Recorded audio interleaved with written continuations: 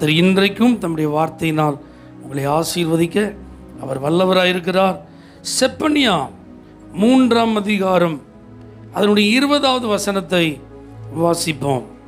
அக்காலத்திலே உங்களை கூட்டிக் கொண்டு வருவேன், அக்காலத்திலே உங்களை சேர்த்து கொள்ளுவேன், உங்கள் கண் காண நான் உங்கள் சிறையிருப்பை திருப்பும்போது பூமியில் உள்ள சகல ஜனங்களுக்குள்ளும் நான் உங்களை கீர்த்தியும் புகழ்ச்சியுமாக வைப்பேன் என்று கர்த்தர் சொல்லுகிறார். அல்லேலூயா. சிறையிருப்பை திருப்புகிற மாதம். ஆண்டவர் நம்முடைய சிறையிருப்பை திருப்பினால் அந்த அனுபவம் எப்படி இருக்கும் என்பதை இஸ்ரவேலருடைய வாழ்வை ஒப்பிட்டு அவர் கூறுகிறார்.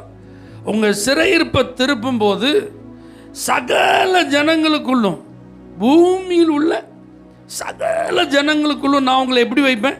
கீர்த்தியும் புகழ்ச்சியுமாக வைப்பேன். அப்படின்னா என்ன அர்த்தம்? நம்மளை தெரியாத ஆளே இருக்க மாட்டான். மிகுந்த புகழோடும் பெயர் பிரஸ்தாபத்தோடும் வாழ்வது தான் கீர்த்தியும் புகழ்ச்சியுமா இருப்பது. அல்லேலூயா. அப்போ சிறையிருப்பை திருப்பும் போது நான் உங்களை கீர்த்தியும் புகழ்ச்சியுமா வைப்பேன் அப்படின்னு ஆண்டவர் சொல்கிறாருன்னா, சிறையிருப்பின் நிமித்தம் ஏற்பட்டதான எல்லா பாதிப்புகளையும் கர்த்தர் மாற்றி, சிறையிருப்பின் நாட்களிலே நமக்கு சம்பவித்ததான வேதனைகளை எல்லாம் நாம் மறக்கத்தக்கதாக நம்மை ஆண்டவர் உயர்ந்த இடங்களிலே, மேன்மையான ஸ்தானங்களிலே, எல்லாரும் அறியப்பட்டவர்களாக, பெயர் பெற்றவர்களாக கர்த்தர் நம்மளை என்ன செய்வார்? மாற்றுவார். இது அப்படி அதற்கு முந்தின வசனத்தில் ஆண்டவர் ரொம்ப அழகாக எழுதியிருக்கிறார் பாருங்களேன். அவர்கள் வெட்கம் அனுபவித்த சகல தேசங்களிலும் அவர்களுக்கு புகழ்ச்சியும் கீர்த்தியும் உண்டாக செய்வேன். அப்போ சிறையிருப்பின் நிமித்தம் இவங்களுக்கு என்ன வந்திருக்கு? வெட்கம். ஆண்டவர் சொல்றார், அந்த வெட்கம் அனுபவித்த இடத்துலலாம் உங்களை மறுபடியும் நான் கீர்த்தியும் புகழ்ச்சியுமா வைப்பேன். எங்கெல்லாம் நீங்கள் தலை குனிஞ்சிங்களோ அங்கெல்லாம் உங்கள் தலையை நான் உயர்ந்து நடக்க செய்ய உங்களை ஆசீர்வதிப்பேன். எங்கெல்லாம் நீங்கள் வெட்கப்பட்டு போனீங்களோ அங்கெல்லாம் மறுபடி நீங்கள் ஆசீர்வாதமாக இருக்கும் ஒரு வாய்ப்பை உங்களுக்கு தருவேன். எந்த இடத்துல நிற்க முடியாமல், பேச முடியாமல், கண்ணீர் வடிச்சிட்டு கூனி குறுகி போய் அந்த இடத்த அமைதியாக காலி செஞ்சுட்டு வந்தீங்களோ அதே இடத்துல சந்தோஷத்தோடு போய் நின்று கர்த்தரை உயர்த்த உங்களுக்கு ஒரு வாய்ப்பை தேவன் தருவார். ஹல்லேலூயா. எந்தெந்த இடத்துல உங்களை அழைத்து வைத்து உங்களை அவமானப்படுத்தினாங்களோ, உங்களை பரியாசம் பண்ணாங்களோ, உங்களை நிந்தித்தாங்களோ, அதே ஜனங்கள் கண்கள் காண அதே இடத்துல அதே சூழ்நிலையில் ஆண்டவர் உங்களை புகழ்ச்சிக்குரியவர்களாய் மாற்றுவார், பெருமைக்குரியவர்களாய் மாற்றுவார், பெயர் பெற்றவர்களாய் மாற்றுவார். இந்த இஸ்ரவேல் ஜனங்கள் சிறைபிடிக்கப்பட்டதுனால, அவர்களுடைய அத்தனை மேன்மைகளை அவர்கள் இழந்ததுனால சத்துருக்கள் வாய்க்கு வந்த மாதிரி என்ன செஞ்சிருப்பாங்க? பேசியிருப்பாங்க. சத்துருக்கள் அவங்களுக்கு இஷ்டம் போல் அவங்களுக்கு விரோதமாக என்ன செஞ்சிருப்பாங்க? செயல்பட்டிருப்பாங்க. ஆனால் கர்த்தர் சொல்கிறார், அந்த வெட்கம் அனுபவித்த அந்த தேசத்தில் தான் உங்களை நான் கீர்த்தியும் புகழ்ச்சியுமா என்ன செய்வேன்? வைப்பேன். அல்லேலூயா. அப்போ இந்த தேவன் தான் நமக்கு இந்த மாதம் வாக்கு தந்திருக்கிறார். என் பிள்ளைகளே, உங்கள் சிறையிருப்பை நான் திருப்பி உங்களை நான் கீர்த்தியும் புகழ்ச்சியுமா என்ன செய்ய போகிறேன். எந்த குடும்பத்தில் நீங்கள் அவமானப்பட்டீங்களோ அந்த குடும்பத்தில் ஆண்டவர் உங்களை புகழ் பெற்றவர்களாக மாற்றுவார். எந்த அலுவலகத்தில் நீங்கள் வைக்கப்பட்டீங்களோ அதே அலுவலகத்தில் கர்த்தர் உங்களை த பெஸ்ட் அப்படின்னு சொல்லி ஒரு அடையாளத்தை ஆண்டவர் தருவார். அல்லேலூயா. எந்த சமுதாயத்தில் நீங்கள் தரம் தாழ்த்தப்பட்டவர்களாய் அவமானப்படுத்தப்பட்டு வேதனை அடைந்தீர்களோ அதே சமுதாய மக்கள் மத்தியில் ஆண்டவர் உங்களை பெருமைக்குரியவர்களாய் மாற்றுவார். அல்லேலூயா. அப்போ இது ஆண்டுடைய வார்த்தைன்னு என்னால் நம்ப முடியுதுன்னு எத்தனை பேர் சொல்கிறீங்க? ஐயா, நான் வெட்கப்பட்டுட்டேன், நான் அவமானப்பட்டுட்டேன், இதுக்கு மேலெல்லாம் நான் பரியாசங்களும் நிந்தனைகளையும் தாண்டி என்னால் எழும்பி வர முடியாது, அப்படி யாராவது நினச்சிட்டு இருக்கீங்களா? அல்லேலூயா. கர்த்தர் சிறையிருப்பை திருப்பும்போது அக்காலத்திலேன்னு அந்த வசனத்தில் நம்ம வாசித்தோம். ஆமென். இந்த செப்பனியாவில் அந்த கர்த்தருடைய நாள் அப்படின்னு ஒன்று இருக்குது, கர்த்தருடைய பெரிதான நாள்னு ஒன்று இருக்குது. அப்போ வரலாற்றில் இஸ்ரவேல் ஜனத்தின் சிறையிருப்பை திருப்ப கர்த்தர் ஒரு நாளை வைத்திருந்தார். அதை போல மறுபடி இயேசு இந்த பூமிக்கு வருவதற்கு ஒரு நாளை வைத்திருக்கிறார். 2 நாளையும் கர்த்தர் இஸ்ரவேலின் சிறையிருப்பை திருப்ப போகிறது நிச்சயம். ஏற்கனவே ஒன்றை திருப்பிட்டாரு, இப்போ இன்னொன்று அவருடைய வருகையில் தான் நடக்க போகுது. அல்லேலூயா. அப்போ அக்காலத்தில் இஸ்ரவேலின் சிறையிருப்பு திருப்பப்பட்டு அவர்கள் கீர்த்தியும் புகழ்ச்சியுமாய் மாறினது சத்தியம்னா, இன்னைக்கு இந்த வார்த்தையை கேட்குற உங்களுடைய வாழ்வின் சிறையிருப்பை கர்த்தர் திருப்பி உங்களையும் கர்த்தர் ஆசீர்வதிப்பது நிச்சயம். அல்லேலூயா. அது எப்பேற்பட்ட சிறையிருப்பாருங்கனாலும் இருக்கலாம், அது எவ்வளோ பெரிய பாதிப்புனாலும் உங்களுக்கு ஏற்படுத்தி இருக்கலாம். அதனால் நீங்கள் எவ்வளவு அவமானப்பட்டிருந்தாலும் பரவாயில்ல, கர்த்தர் உங்களை மறுபடியும் எல்லார் கண்களுக்கு முன்பாக, எல்லா ஜாதிகளுக்கு முன்பாக ஆண்டவர் உங்களை கீர்த்தியும் புகழ்ச்சியுமாய் வைப்பார். தேவ பிள்ளைகள் பெர்மனண்டாக வெட்கப்பட கர்த்தர் விட மாட்டார். தேவ பிள்ளைகள் பெர்மனண்டாக பாதிக்கப்பட ஆண்டவர் என்ன செய்ய மாட்டார், விடவே மாட்டார். கண்டிப்பாக கர்த்தர் மறுபடியும் ஒரு வாய்ப்பை தந்து உங்களை ஆசீர்வதிப்பது இந்த வசனத்தின்படி நடக்க போகுது. இந்த வார்த்தையை நீங்கள் கேட்குறத நீங்கள் உண்மையில் விசுவாசிக்க முடிந்தால் ஆண்டவர் உங்களை புகழ் பெற்றவர்களாய் மாற்றுவார், வெற்றியாளர்களாய் மாற்றுவார், பெயர் பெற்றவர்களாய் மாற்றுவார், ஆசீர்வதிக்கப்பட்டவர்களாய் மாற்றுவார். அல்லேலூயா. 3 நபர்களை கர்த்தர் கீர்த்தி பெற செய்தார். அவர்களுடைய கீர்த்தி தேசமெங்கும் பரவி இருந்ததை வேதம் சொல்லுகிறது. அவர்களுடைய வாழ்வில் அவர்கள் கீர்த்தி பெற காரணமாக இருந்தது என்ன? அதை போல நம்முடைய வாழ்விலும் அந்த ஆசீர்வாதத்தை கர்த்தர் தருவதற்கு அவர்களுடைய வாழ்விலிருந்து நாம் கற்றுக்கொள்ளும் அந்த காரியங்களை நாம் சிந்திப்போம். முதலாவது நபர் யோசுவா. யோசுவா 6ஆம் அதிகாரம் 27வது வசனத்தை வாசிக்கலாம். இவ்விதமாய் கர்த்தர் யோசுவாவோடே கூட இருந்தார். அவன் கீர்த்தி தேசமெங்கும் பரம்பிற்று. ஒரு அல்லேலூயா சொல்லுங்க பார்க்கலாம். இந்த ஜோஷுவா யார் அப்படின்னா மோசேயினுடைய பணிவிடைக்காரன். அல்லேலூயா. மோசேக்கு உதவியாய் வேலை செய்து கொண்டிருந்தவன். ஆனால் இப்போ பாருங்க, எரிகோங்கிற ஒரு பட்டணம் அவனுக்கு முன்பாக அடைக்கப்பட்டிருக்கிறது. அல்லேலூயா. ஆனால் கர்த்தர் சொல்கிறாரு, இந்த ஜனங்களுடைய கண்களுக்கு முன்பாக நான் அவன் என்ன செய்வேன், மேன்மைப்படுத்துவேன் சொல்லி ஏற்கனவே யோர்தானை பிளந்து ஆண்டவர் மேன்மைப்படுத்தி இருக்கிறாரு. ஆனால் இப்போ ஒரு அற்புதம் நடக்க போகுது. இந்த அற்புதத்தின் மூலமாக ஆண்டவர் என்ன செய்ய போகிறார்னா, இவனுடைய கீர்த்தியை ஆண்டவர் தேசமெங்கும் பரவ செய்ய போகிறார்.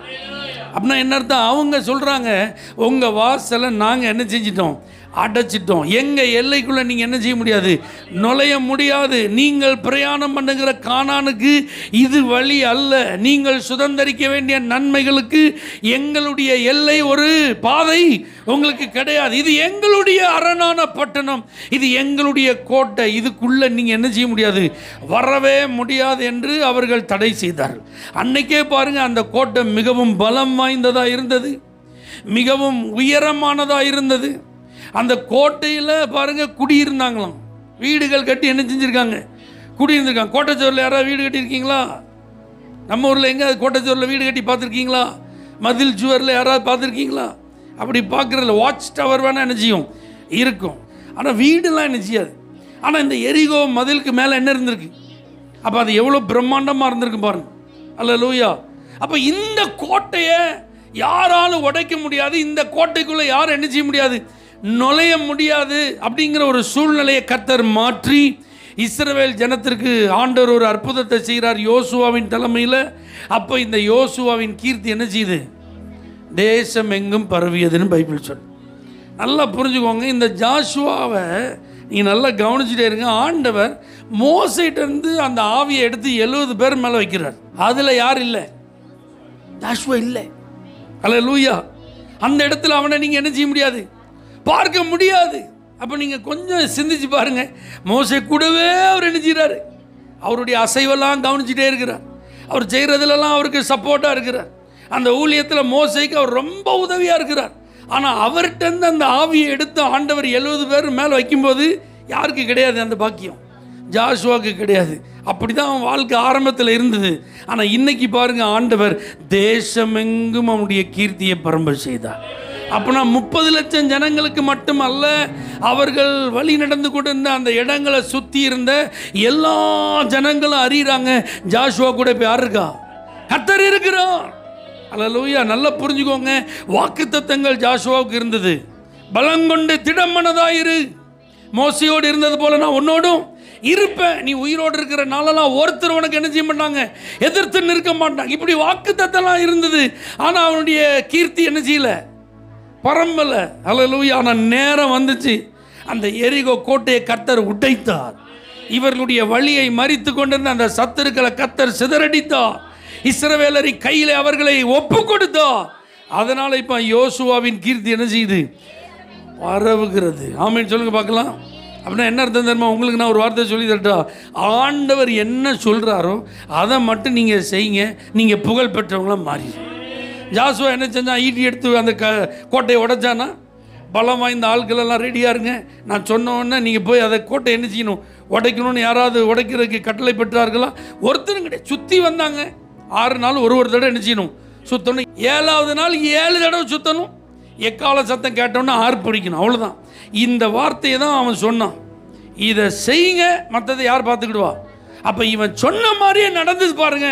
இப்போ ஜனங்கள் புரிஞ்சுட்டாங்க, இவன் கூட யார் இருக்கா? கர்த்தர். ஆமென் சொல்லுங்க. அப்போ உங்கள் கீர்த்தி எல்லா இடங்களுக்கும் பரவ கர்த்தர் உதவி செய்வார். உங்களுக்கு அடைக்கப்பட்ட வாசல்களை கர்த்தர் திறந்து உங்களுக்கு முன்பாக சென்று ஒரு புதிய வழி அவர் திறந்து கொடுக்கணும். உங்கள் கீர்த்தியை எல்லாரும் கேட்கணும்னா நாம் செய்ய வேண்டிய காரியம் அவர் என்ன சொல்கிறாரோ அதை செஞ்சால் போதும். நல்லா புரிஞ்சுக்கோங்க, இது ரொம்ப முக்கியம் நம்முடைய வாழ்க்கையில். இந்த ஜாசுவா ஆசரிப்பு கூடாரத்தை விட்டு பிரியாத வாலிபன். அவனுடைய வாலிப பருவம் ரொம்ப ஆண்டவரோடு இணைந்திருந்த காலங்கள். அன்னைக்கு யாருக்குமே தெரியாது இவன் இவ்வளோ பெரிய தலைவனாக என்ன செய்வான் வருவான்னு தெரியாது. ஜனங்கள் எல்லாம் பாவம் செஞ்சிட்டு இருக்கும்போது இந்த மோசே மலைக்கு போயிட்டாரு, இந்த ஜாசுவா வெயிட் பண்ணுறான், தலைவர் வரணுமே, போனவர் போயிட்டு வாரன்னு எப்போ வருவான்னு நினைச்சில. ஆனால் இங்கே கீழே என்ன நடக்குன்னு அவருக்கு என்ன செய்யாது. எல்லாரும் தங்களை கெடுத்து கொண்டிருந்த போது இந்த ஜாசுவா தன்னை கெடுத்து கொள்ளாதபடிக்கு தன்னை பாதுகாத்து கொண்டான். அல்லேலூயா. அது மாத்திரமல்ல, வேவு பார்க்க அனுப்பப்பட்ட போது இந்த ஜாசுவா ஆண்டவர் மேலே உள்ள விசுவாசத்தினால உத்தம இருதயத்தோடு அவரை பின்பற்றின காலேபும் இந்த ஜாசுவாவும் நல்ல ரிப்போர்ட்டை கொடுத்தாங்க. அவங்களுக்கெல்லாம் தெரியாது இப்போ இவனுடைய கீர்த்தி ஒரு நாளில் என்ன செய்ய போகுது, பரவப்போகுது. நல்லா புரிஞ்சுக்கோங்க. படிப்படியாக யாரும் அறியாத சூழ்நிலையில் வழக்கம் போல ஆண்டவருக்கு பயந்து அவருடைய வார்த்தைகளுக்கு கீழ்ப்படிந்து பரிசுத்தமாய் ஜீவித்து விசுவாசத்தோடு என்னென்ன பொறுப்புகள் வேலைகள் உங்களுக்கு கொடுக்கப்படுகிறதோ அதெல்லாம் உண்மை உத்தமமாக செஞ்சுட்டு இருக்கிற உங்களை ஆண்டவர் ஒரு நாள் கீர்த்தி பெற செய்வார். ஒரு நாள் கண்டிப்பாக புகழ் பெற செய்வார். அன்னைக்கு எல்லாரும் உங்களை திரும்பி பார்க்குற மாதிரி உங்கள் வாழ்க்கை இருக்கும். அன்னைக்கு எல்லாரும் உங்களை அண்ணாந்து பார்க்குற மாதிரி உங்களுடைய உயரம் இருக்கும், உங்களுடைய மேன்மை இருக்கும். அப்போ அப்படிப்பட்ட ஒரு உயர்வை நீங்கள் பெற்றுக்கொள்ளணும்னா தேவன் எதிர்பார்ப்பது அவருடைய வார்த்தை என்ன சொல்லுதோ அதை செஞ்சால் போதும். அவர் சொல்கிறத மட்டும் நீங்கள் செய்யுங்க, அது மட்டும் க்ளீனாக நடந்துகிட்டே இருக்கட்டும். அதில் மட்டும் நம்ம கரெக்டாக செஞ்சுட்டே இருப்போம், மற்றதை பார்த்துக்கணும். ஆண்ட ஜாஸ்வாட் இந்த நியாயப்பிரமாண புஸ்தகம் வாயை விட்டு என்ன செய்யக்கூடாது, பிரியக்கூடாது. இரவும் பகல் அதில் நீ எப்படி இரு, பிரியமான, நீ அதில் தியானமாக இருந்த, அப்போ தான் உன் வழியை நீ என்ன செய்ய முடியும், வாய்க்க பண்ண முடியும். தேவ பிள்ளைகளே, உயர்வுலாம் திடீர்னு என்ன செய்யாது, வராது. அதுக்கு நீங்கள் கொஞ்சம் ஆண்டோடைய வார்த்தைக்கு செவி கொடுக்க உங்களை அர்ப்பணிக்கணும். அவருடைய சத்தத்தை கேட்டு நடப்பதற்கு உங்கள் இருதயம் எப்பவுமே திறந்திருக்கணும். இந்த நியாயப்பிரமாண புஸ்தகம் அவனுக்கு அன்னைக்கு சொல்லப்பட்டது போல இன்னைக்கு இந்த வேத புத்தகம் நம்முடைய கரங்களில் கொடுக்கப்பட்டிருக்கு. இதை நம்ம கை கொண்டு அந்த வழியில் நடப்பதற்கு நம்ம எப்பவுமே எப்படி இருக்கணும், ஆயத்தமாக இருக்கணும். இதை நம்ம செஞ்சிட்டோம்னா எல்லா இடங்களிலும் கர்த்தர் நம்மை அறிய வைப்பார். ஒரு பணிவிடைக்காரனாக இருந்தவனை ஒரு மாபெரும் தலைவனாய் கர்த்தர் அறிய பண்ணினார். அல்லேலூயா. எந்த பின்னணியும் உங்களுக்கு தேவையில்லை, எவருடைய ரெக்கமெண்டேஷன் உங்களுக்கு தேவையில்லை. அல்லேலூயா. மோசே கூட ஆண்டவர்கிட்ட கொண்டு போய் நிறுத்தி, ஆண்டவரே இந்த ஜாசுவாவை நீங்கள் எப்படியாவது தலைவனாக மாற்றுங்கன்னு சொல்லலை. அவன் ஆண்டவர்கிட்ட சொல்கிறான், ஆண்டவரே மேய்ப்பன் இல்லாத ஒரு சபையை போல் இது ஆயிடக்கூடாது, ஆவியை பெற்ற ஒரு புருஷன் இங்கே வேணுமே, இந்த ஜனங்களை நடத்திட்டு போக நீங்கள் வேறு என்னையே வர சொல்லிட்டீங்க, என் கதை முடிஞ்சுட்டு. அப்போ இந்த ஜனங்களுடைய நிலைமை என்னாகும் போது ஆண்டவர் தான் சொல்கிறாரு, ஆவியை பெற்ற புருஷன் யார், ஜாசுவா. அல்லேலூயா. அப்போ கர்த்தரே உங்களை புகழ் பெற செய்வார். கர்த்தரே ஏற்ற நேரத்தில் எல்லாரும் அறியப்படுகிறதற்கு உங்களை கொண்டு வந்து நிறுத்துவார். அப்போ மோசையை பார்த்து ஆண்டவர் சொல்கிறார், ஜனங்கள் எல்லாருக்கும் முன்பாக அவனை கொண்டு வந்து நிறுத்து, உன் கனத்தில் கொஞ்சம் எடுத்து அவனுக்கு என்ன செய், நீ கொடு, உன் கையை அவன் மேலே வச்சு அவனுக்கு கட்டளை கொடு. இப்போ பாருங்க, இது எல்லாமே அவனுக்கு இருக்கு. மோசே ஜனங்களுக்கு முன்பாக கொண்டு வந்து நிறுத்துறாரு, இவருடைய கனத்தை அவருக்கு கொஞ்சம் கொடுக்குறாரு. கையை வைக்கிறது அப்படிங்கிறது அப்பாயின்ட் பண்ணுறது, இவருடைய ஸ்தானத்தில் அவர் என்ன செய்கிறாரு, நியமிக்கப்படுகிறார். ஆனாலும் இன்னும் கீர்த்தி என்ன செய்யலை, வரலை.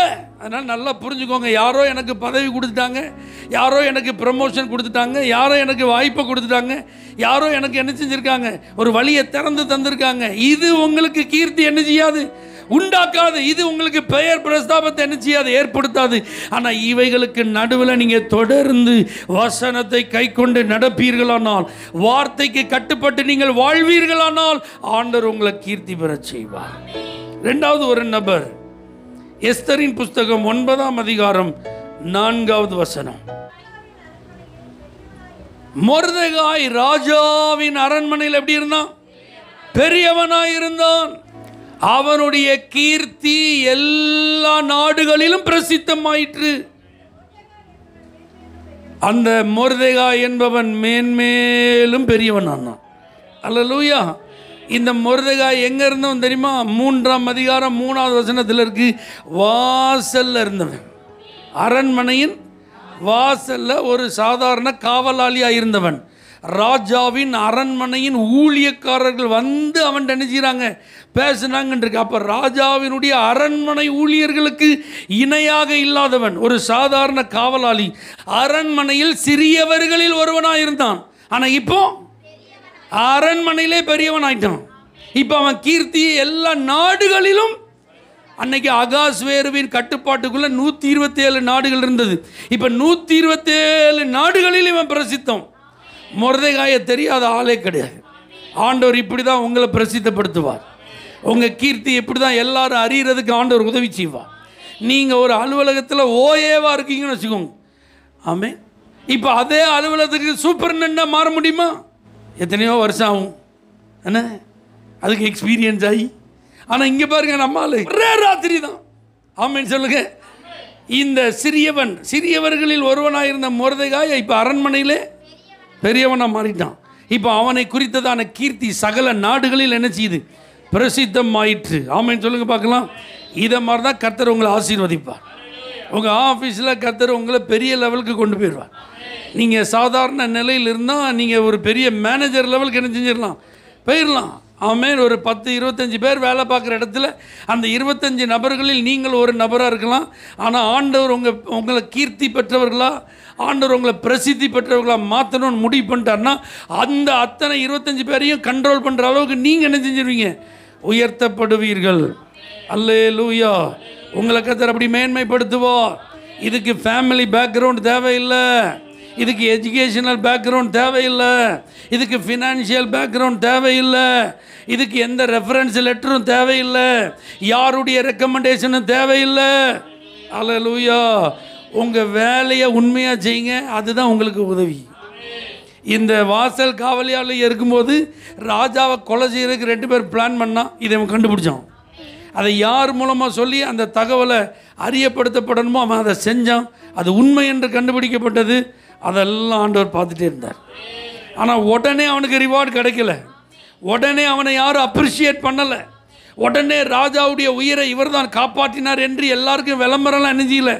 இன்றைக்கி நம்ம பிரசித்தி இப்படி தான் எதிர்பார்க்குறோம். அல்லேலூயா. நம்ம புகழை இப்படி தான் எதிர்பார்க்குறோம், இப்படி தான் எதிர்பார்க்குறோம்.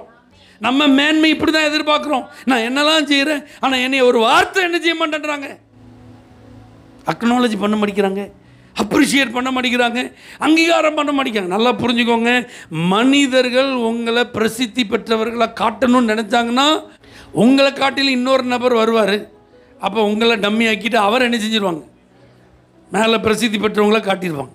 ஆனால் கர்த்தர் உங்களை பிரசித்தி பெற்றவர்களாக மாற்றணும் முடிவு பண்ணிட்டார்னா உங்களுக்கு காம்படேட்டிவாக யாருமே வர முடியாது, உங்களுக்கு இணையாக யாருமே வர முடியாது, உங்களுக்கு நிகராக யாரும் இருக்க முடியாது, ஒப்பிட முடியாத அளவுக்கு கர்த்தர் உங்களை உயர்த்திடுவார்.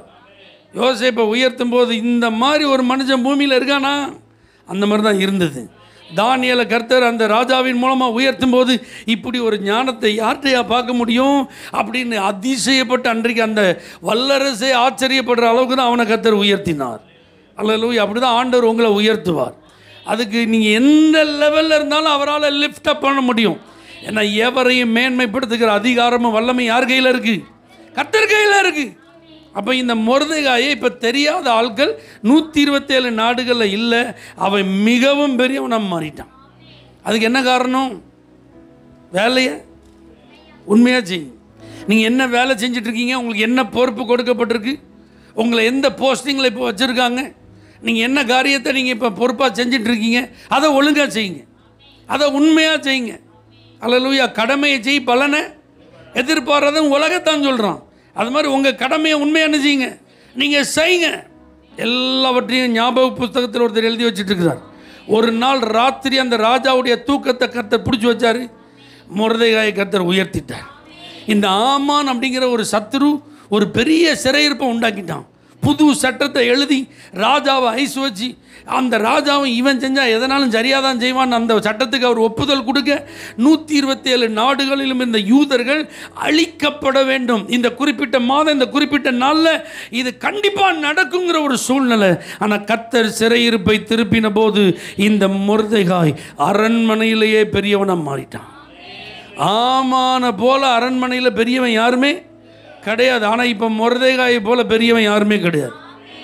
ஆண்டவர் அப்ஸ் அண்ட் டவுனாக ஒரு நொடியில் என்ன செஞ்சிருவார், தலையில் எல்லாத்தையும் மாற்றிடுவார். இன்றைக்கி யாரு கொடி உயர்ந்திருக்கிறது அப்படிங்கிறது பெருசு கிடையாது. யாரு கொடியை கர்த்தர் உயர்த்தணும்னு நினைக்கிறாரோ அதான் பெருசு. ஒருத்தன் கொடியை இறக்கணும்னு ஆண்டவர் நினச்சிட்டாருன்னா இறக்கி யாரு கொடியை உயர்த்தணுமோ அவங்க கொடியை உயர்த்திடுவார். யார் கையை உயர்த்தணுமோ அவங்க கையை உயர்த்திடுவார். யார் தலையை உயர்த்தணுமோ அவங்க தலையை ஆண்டவர் என்ன செய்வார், உயர்த்துவார். அதே ஆமான இந்த மொர்தெகாய்க்கு முன்பாக கர்த்தர் தலை குனிய வைத்தார். அல்லேலூயா. அந்த அவமானப்பட்டு முகத்தை மூடிட்டு போகிறதுக்கு ஆண்டவர் உதவி செய்தார். அதுக்கெல்லாம் காரணம் என்னென்னா, இந்த வேலையை இவன் எப்படி செஞ்சான், உண்மையாக செஞ்சான். நீங்கள் அதை மட்டும் ஒழுங்காக என்ன செஞ்சுருங்க, நீங்கள் செஞ்சுருங்க. உங்கள் கீர்த்தியை கேள்விப்படாத ஆளே இருக்க மாட்டான். இவங்கள ரொம்ப ஹானஸ்டாக இருப்பாங்க. ஆமீன். ரொம்ப நேர்மையாக இருப்பாங்க. அவங்கள நீங்கள் நம்பலாம். அவங்க கை ரொம்ப சுத்தமாக இருக்கும், அவங்க வார்த்தை ரொம்ப சுத்தமாக இருக்கும். அவங்கள நம்பி நீங்கள் என்ன பொறுப்புனாலும் என்ன செய்யலாம், கொடுக்குறோம். அந்த அளவுக்கு நம்ம ஒழுங்காக உண்மையாக நடந்துட்டோம்னா ஆண்டவர் எல்லாரை காட்டிலும் எப்படி மாற்றிடுவார், பெரியவர்களை மாற்றுவார். 3வது நம்பர் 1 நாளாகமம் 14:17. அப்படியே தாவீதின் கீர்த்தி சகல தேசங்களிலும் பிரசித்தமாகி அவனுக்கு பயப்படுகிற பயத்தை கர்த்தர் சகல ஜாதிகளின் மேலும் வரப்பண்ணினார். இப்ப யாருடைய கீர்த்தி பரவுது, தாவீதின் கீர்த்தி. தாவீது வீட்டில் எத்தனாவது ஆளு, கடைசியான ஆளு. தாவீது பார்த்த வேலை என்ன, ஆடுகளை மேய்ச்சிட்டு இருந்தார். தாவீத அவங்க அப்பா என்ன செய்யலை, அவங்க வீட்டில் பட்டாபிஷேகம் நடக்குதுன்னு சாமுவேல் தீர்க்கதரிசி மூலமாக சொல்லப்பட்ட போது தாவீதுக்கு அங்கே என்ன கிடையாது, அழைப்பு இல்லை. இப்படிப்பட்ட ஒரு ஆள் தான் இன்னைக்கு சமஸ்த இஸ்ரவேலுக்கு ராஜா. இப்போ இவன் கீர்த்தியை கேள்விப்படாத தேசமே கிடையாது. சகல ஜாதிகளும் அவனை கண்டு பயப்படுற அளவுக்கு ஆண்டவர் அவனை பிரசித்தம் பண்ணார். எப்போ அவன் மகாராஜா, அவனை எதிர்த்து நம்மளால் என்ன செய்ய முடியாது, ஜெயிக்கவே முடியாது. அந்த அளவுக்கு யாரை உயர்த்திட்டாரு. அல்லேலூயா. இப்போ சொல்லுங்க, தாவீதுக்கு எப்படிப்பட்ட மேன்மை ஆண்டவர் கொடுத்தாரு, எப்படிப்பட்ட உயர்வை கொடுத்தாரு. இதெல்லாம் நம்ம வாசிக்கும் போது நமக்கு என்ன செய்யுது, ஸ்தோத்திரம் ஆண்டவரே நீர் கொடுத்த உயர்வுக்கு ஸ்தோத்திரம் சொல்ல முடியுது. ஆனால் நமக்கு இப்படி ஒரு உயர்வு வருதுன்னா நம்ப முடியுதா? நம்மளை கர்த்தர் இப்படி உயர்த்துவார்னு உங்களால் ஏற்றுக்கொள்ள முடியுதா? வீட்டில் கடைசி ஆள், வேலை செஞ்ச வேலைக்கும் அவர் இப்போ இருக்கிற பொசிஷனுக்கு என்ன கிடையாது, சம்பந்தமே கிடையாது. கர்த்தர் அவரை எல்லா தேசங்களும் அறிகிற அளவுக்கு இன்னைக்கும் தாவீதின் குமாரன் என்று இயேசு அழைக்கப்படுறாருன்னு நம்ம சொல்லிட்டு இருக்கோம். தாவீது விளக்கு இன்னும் அணையாமல் இருக்கு. அவனுடைய ராஜ்யபார சிங்காசனம் 1000 வருஷம் அரசாட்சி வரைக்கும் நிலைக்க போகுது. அல்லேலூயா. அவனோடு கூட நித்திய உடன்படிக்கை ஆண்டவர் பண்ணியிருக்கிறார். அந்த அளவுக்கு பெரியவர்களுக்கு ஒத்த நாம அவனுக்கு என்ன செய்யப்பட்டிருக்கு, கொடுக்கப்பட்டிருக்குன்னா அவன் இருந்த நிலைமைக்கும் அவனை கர்த்தர் உயர்த்தினதுக்கும் சம்பந்தம் இருக்கா, இருக்கா? இல்லை. ஆனால் உயர்த்திருக்காருல்ல, அது மாதிரி உங்களை உயர்த்துவாரா? உயர்த்துவார். இதுக்கு என்ன ரீசனா, தாவீதுக்கு 2 சத்துருக்கள் இருந்தாங்க. அல்லேலூயா. ஒருத்தன் கோலியாத்து, ஒருத்தன் சவுலு. ஆமென்.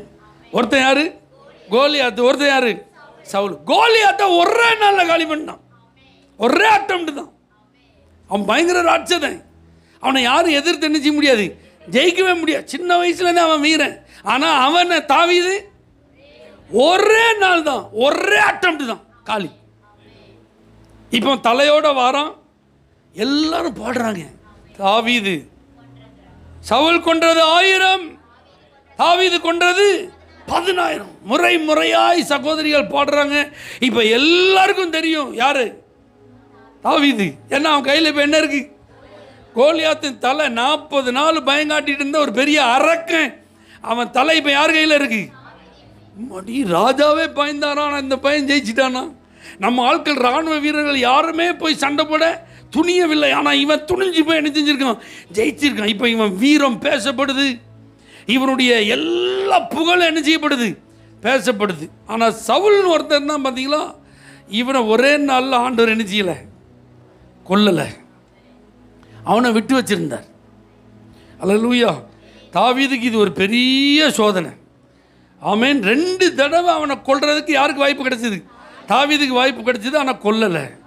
ஆனால் சத்துரு. அல்லேலூயா. இவனை விட விட இவனுக்கு தான் ஆபத்து. ஏன்னா எப்போ தாவீதை கொல்லலான்னு அவன் என்ன செய்யறான்? ஆனால் இவனுக்கு நீ அவன் மேலே என்ன செய்யக்கூடாது? கை போடக்கூடாது. அதான் சோதனை. ஆமென். சொல்லுங்க பார்க்கலாம். அப்போ கண்டிப்பாக தேசமெங்கும் நீங்கள் அறியப்பட்ட நபராக மாறுவீங்க. அல்லேலூயா. வெரி லோ லெவல்லேருந்து த மோஸ்ட் ஹையஸ்ட் பிளேஸுக்கு நீங்கள் வருவீங்க. உங்களை தெரியாத ஆளே இல்லைன்னு சொல்கிற அளவுக்கு நீங்கள் கீர்த்தி உள்ளவங்களாக இருப்பீங்க. உங்கள் புகழ் எல்லார் மத்தியிலும் பிரசித்தமாக இருக்கும். உங்களை கண்டாலே ஒரு பயங்கலந்த மரியாதை எல்லாருக்கும் வரும். ஆனால் அப்படி வரணும்னா 2 சத்துருக்களை நீங்கள் ஃபேஸ் பண்ணி ஆகணும். ஒன்று உங்களை உயர்த்துவதற்கு, ஒருத்தன் உங்களை உருவாக்குறதுக்கு. அல்லேலூயா. நீங்கள் எலிஜிபிள் தான் அப்படின்னு காட்டுறதுக்கு ஒருத்தன். ஆமென் சொல்லுங்க. உங்களுக்கு 100% ராஜாவாகிறதுக்கு என்ன இருக்குது? தகுதி இருக்குன்னு காட்டுறதுக்கு தான் அரக்கன். அதே நேரத்தில் அந்த அரியணையில் அமர்ந்து ராஜ்யபாரம் பண்ணுறதுக்கான தகுதியை ஆண்டவர் உங்களை ஆளுமையில் கொடுத்துருக்கிறான்னு காட்டணும்னா அது நீங்கள் உருவாக்கப்பட்டால் மட்டும்தான் உட்கார்ந்து அனுபவிக்க முடியும். அல்லேலூயா. அதுக்கு தான் ஆண்டவர் விட்டு வச்சுருந்தார். ஒன்றை உயர்த்துவதற்கும் ஒன்றை உருவாக்குறதுக்கு கர்த்தர் வச்சிருக்கிறார். இந்த 2 நீங்கள் கண்டுபிடிச்சி நீங்கள் ஹேண்டில் பண்ணிட்டீங்கன்னா உங்கள் கீர்த்தியை தேசமெங்கும் கர்த்தர் பரம்ப செய்வார். இப்போ நமக்கு தெரியணும் எதை விட்டு வைக்கணும், எதை போட்டு தள்ளணும். நம்ம விட்டு வைக்கிறத போட்டு தள்ளிட்டு போட்டு தள்ள வேண்டியதை என்ன செஞ்சிடக்கூடாது? விட்டு வச்சிடக்கூடாது. 2ம் டேஞ்சர். அல்லேலூயா. கோலியாத்தை ஒரு நாள் என்ன செய்யக்கூடாது? விட்டு வைக்கக்கூடாது. ஆனால் அதே நேரத்தில் சவுலை நீங்கள் விட்டு வச்சு தான். அப்போ ஆண்டவர் உங்களை உருவாக்குறதுக்கு யாரை வச்சிருக்கிறாரோ அதுக்காக ஸ்தோத்திரம் பண்ணிட்டு, ஆண்டவரே என்னை பலப்படுத்தும், இதெல்லாம் கடந்து போகிறதுக்கு எனக்கு என்ன தாங்க? பலன் தாங்க, சகித்துக்கொள்ள எனக்கு வேண்டிய கிருபையை தாங்க, என் கையை காலை கொஞ்சம் என்ன செய்யட்டும் ஆண்டவரே. அல்லேலூயா. அடக்கிக்கொள்ள கிருபைத்தார். என் வாயெல்லாம் கொஞ்சம் கட்டுப்படுத்த எனக்கு என்ன செய்யுங்க? உதவி செய்யுங்க. நான் என் நிதானத்தை என்ன செஞ்சிடக்கூடாது? என் கண்ட்ரோலை நான் இழந்துடக்கூடாது. நான் கையை என்ன செஞ்சிடக்கூடாது? போட்டுறக்கூடாது. அதில் நீங்கள் ரொம்ப கவனமாக இருங்க. ஆமீன் சொல்லுங்க பார்க்கலாம். இந்த 3 நபர்களை கர்த்தர் கீர்த்தி பெற்றவர்களாக புகழ்ச்சியாய் வைத்தது போல உங்களை ஆண்டவர் வைப்பார். இந்த இஸ்ரவேல் ஜனங்களுக்கு சொன்னதை தான் ஆண்டவர் நமக்கும் சொல்லியிருக்கிறார். இதில் ஒரு வார்த்தை இருக்கு பாருங்கள். இதை நீங்கள் செஞ்சிட்டீங்க அப்படின்னா கண்டிப்பாக உங்கள் சிறையிருப்பு திரும்பும்.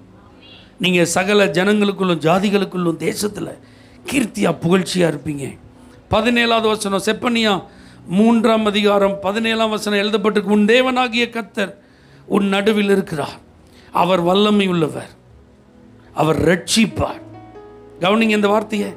அவர் உன் பேரில் சந்தோஷமாய் மகிழ்ந்து தம்முடைய அன்பின் நிமித்தம் அமர்ந்திருப்பார். அவர் உன் பேரில் கம்பீரமாய் களி கூறுவார். உங்கள் சிறையிருப்பு திரும்பணும்னா இந்த 3 பேர் வாழ்க்கையில் நிறைய விஷயத்தை கற்றுக்கொண்டாலும் இந்த 3 பேரை நினச்சி கர்த்தர் சந்தோஷப்பட்டார். அல்லேலூயா. அதைத்தான் இந்த ஜனத்துக்கு ஆண்டவர் சொல்லுவோம். உன் பேரில் அவர் எப்படி இருக்கணும்? களி கூறணும். உன்னை நினச்சா அவர் சந்தோஷப்படணும். அப்படி ஒரு வாழ்க்கை வாழ்ந்துட்டோம்னா நம்மளை டாப்பில் கொண்டு வந்துடுறார். ஆமேன்னு சொல்லுங்க பார்க்கலாம். இந்த பூமியில் மனுஷனை நான் ஏன் உண்டாக்குனேன் அப்படின்னு கர்த்தர் மனஸ்தாபப்பட்டார். ஏன்னா அவனுடைய எண்ணங்கள், அவனுடைய நினைவுகள் நித்தம் எப்படி இருந்தது? அதை மாதிரி நம்மளை நினச்ச ஆண்டவர் வருத்தப்படக்கூடாது. அல்லேலூயா. போய் என்னுடைய சாயலில் போய் இவனை படைச்சிருக்கேன் பாரு, இவளை படைச்சிருக்கேன் பாருன்னு நம்மளை நினச்ச ஆண்டவர் என்ன செஞ்சிடக்கூடாது? நொந்துடக்கூடாது. என்ன யோசனை யோசிக்காம பாரு, என்ன சிந்தனை சிந்திக்காம பாரு, இப்படியெல்லாம் எப்படி யோசிக்க முடியுதுன்னு சொல்லிட்டு நம்முடைய நினைவுகளின் தோற்றங்களை பார்த்து ஆண்டவர் நம்மளை என்ன செஞ்சிடக்கூடாது? நினச்சி நொந்துடக்கூடாது. ஆதியாகமம் 6ஆம் அதிகாரத்தில் மனிதனுடைய நிலைமை அப்படி தான் இருந்துச்சு. சவுலை ஆண்டவர் தேர்வு செய்ததற்காக வருத்தப்பட்டார். சமஸ்த இஸ்ரவேலுக்கு முதல் ராஜா. ஆண்டவர் அவன் வர்றதுக்கு முன்னாடி ஆயத்தம் பண்ணி சாமுவேல்கிட்ட இப்படி ஒருத்தன் வருவான், நீ ரெடியாருன்னு ரொம்ப ஆசாசையாக அவனை என்ன செஞ்சிருந்தார், அப்பாயின்ட் பண்ணியிருந்தார். ஆனால் அவன் பாருங்க, அவசரப்பட்டு கீழ்ப்படியாமைக்கு இடம் கொடுத்து தன்னுடைய பெயரை நிலைநாட்டுவதற்கு ஜெயஸ்தம்பத்தை நாட்டிட்டு மக்கள் மத்தியில் என் செல்வாக்கு குறைஞ்சிடக்கூடாது, கர்த்தரை பிறவை பார்த்துக்கிடும், அதெல்லாம் வேற டீலியா, முதல் நம்ம டீலை பார்ப்போம், இந்த மாதிரி வந்துட்டான். ஆனால் கர்த்தர் அவனை நியமனம் பண்ணதுக்கு என்ன செஞ்சாராம், மனஸ்தாபப்பட்ட. சவுலை நினைக்கும் போது God was not happy. ஆண்டவருக்கு சந்தோஷம் இல்லைங்க. உங்களை ரட்சித்ததை நினைச்சு கர்த்தர் சந்தோஷப்படணும். உங்க மேல ஒரு விலை மதிப்பிட முடியாத ஒரு அபிஷேகத்தை ஊத்தினார் பார்த்தீங்களா, அந்த அபிஷேகத்தை பெற்ற உங்களை பார்க்கும்போது ஆண்டவர் ஹாப்பியா இருக்கணும். இந்த வெளிச்சத்துக்கு இவனை கொண்டு வந்ததுக்கு நான் சந்தோஷப்படுறேன். இந்த கிருபை, இந்த கிஃப்ட், இந்த டேலண்ட்ஸை என் பிள்ளைக்கு நான் கொடுத்ததுக்காக நான் சந்தோஷப்படுறேன். அப்படி தான் இருக்குன்னு மற்ற போயும் இவனுக்கு போய் இந்த மேன்மையை கொடுத்தனேன், இந்த குறிப்பிட்ட சோன்ஸோக்கு போய் இந்த கிஃப்டை கொடுத்தேன், இந்த டேலண்ட்டை கொடுத்து, ஐயோ என்னை வேதனைப்படுத்துகிறாங்களே அப்படி நம்ம என்ன செஞ்சிடக்கூடாது, இருந்துடவே கூடாது. இந்த பூமியில் உள்ள சகல ஜனங்களுக்குள்ளும் இந்த இஸ்ரவேலர்கள் தான் கர்த்தர் எனக்கு சொந்தம்னு சொன்னார்.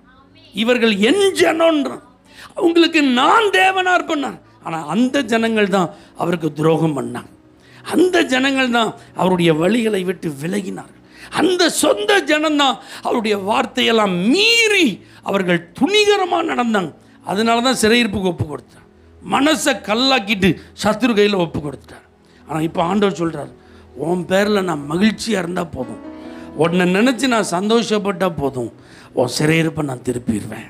இந்த புதிய ஏற்பாட்டு காலத்தில் ஆண்டவராக இயேசு கிறிஸ்து இன்றைக்கும் இரக்கம் உள்ளவராய், அன்பு நிறைந்தவராய், அவர் 2 கரங்களை விரித்து உனக்காக என் ரத்தத்தை நான் சிந்தியிருக்கேன், உனக்காக என் உயிரையே கொடுத்துருக்கேன், மறுபடி உன்னை எடுப்பித்து கட்ட விரும்புகிறேன், உன் சிறையிருப்பை திருப்பி உன்னை நீ இழந்து போன எல்லா மேன்மைகளையும் திரும்ப கொடுத்து சகல ஜனங்களுடைய கண்களுக்கு முன்பாக உன்னை மேன்மைப்படுத்தணும். அதுதான் என் ஆசை. நீ என்னையை பிரியப்படுத்துவியா, நீ என்னையை சந்தோஷப்படுத்துவியா, என் மனம் மகிழும்படியாய் நீ வாழ்வாயா? பரிசுத்த ஆவியானவரை துக்கப்படுத்த மாட்டேன்னு சொல்லி எத்தனை பேர் உங்களை ஒப்பு கொடுக்குறீங்க? கண்களை மூடி கர்த்தரை நாம் ஸ்தோத்திரம் பண்ணுவோம். அவர் உன் பேரில் சந்தோஷமாய் மகிழ்ந்து உன் பேரில் கம்பீரமாய் களி கூறுவார். இதுதான் சிறையிருப்பை திருப்ப போது. நீங்க சொல்ல முடியுமா, ஆண்டவரே என்ன நீங்க நினைச்சா உங்களுக்கு சந்தோஷம் தான் ஆண்டவரே, அப்படி ஒரு வாழ்க்கைக்கு தான் நான் என்ன அர்ப்பணிச்சிருக்கிறேன். ஆமாம், என்ன நினைச்சு நீங்க வருத்தப்படுற மாதிரி நான் எந்த வேலையும் நான் செய்ய மாட்டேன் ஆண்டவரே. என்னைய நினைச்சு உங்க மனம் துக்கப்படுற மாதிரி எந்த காரியத்தையும் நான் செய்ய மாட்டேன். இஸ்ரவேல் ஜனங்கள் அப்படி செஞ்சதுனால தான் அந்த சிறையிருப்பு அவர்களுக்கு வந்தது. தெய்வ பிள்ளைகளே, எத்தனை பேர் உங்களை ஆண்டவர் சமூகத்தில் உண்மையாக ஒப்பு கொடுக்குறீங்க? ஆண்டவரோடு பேசுங்க. ஆண்டவரே, எக்காரணம் கொண்டும் உங்கள் மனதை நான் காயப்படுத்த மாட்டேன் ஆண்டவரே, உங்கள் உள்ளத்தை நான் வேதனைப்படுத்த மாட்டேன் ஆண்டவரே. பரிசுத்த பிதாவே, நீங்கள் எங்களில் மகிழும்படியாக ஒரு தூய வாழ்க்கை வாழ நீங்கள் நியமித்த வழிகளில் நடக்க எங்களை அர்ப்பணிக்கிறோம் ஆண்டவரே. எங்களை தெரிந்து கொண்டதை நினச்சி நீங்கள் சந்தோஷப்படுற மாதிரி, எங்களை ரட்சித்ததை நினைச்சு நீங்க மகிழ்ச்சி அடைகிற மாதிரி, எங்க மேல நீங்க ஊற்றின அந்த விலையேறப்பெற்ற அபிஷேகத்தை நினைச்சு நீங்க சந்தோஷப்படுத்துற மாதிரி, எங்களை நம்பி நீங்க கொடுத்த தாளந்துகளுக்காக நீங்க சந்தோஷப்படுற மாதிரி உண்மையான ஒரு வாழ்க்கை வாழ எங்களை ஒப்பு கொடுக்கிறோம் ஆண்டவரே. இந்த பிள்ளைகளை எல்லாரையும் நீர் அப்படியே ஆசீர்வதித்து அப்படியே சிறையிருப்புகளை திருப்பி கீர்த்தியாய் புகழ்ச்சியாய் வைப்பீராக. இயேசுவின் நாமத்தில் ஜெபிக்கிறோம் எங்கள் ஜீவனுள்ள நல்ல பிதாவே, ஆமென். For prayer contact Pastor J. J. Kumar, El Shaddai Ministries, 9500252586, Surandai.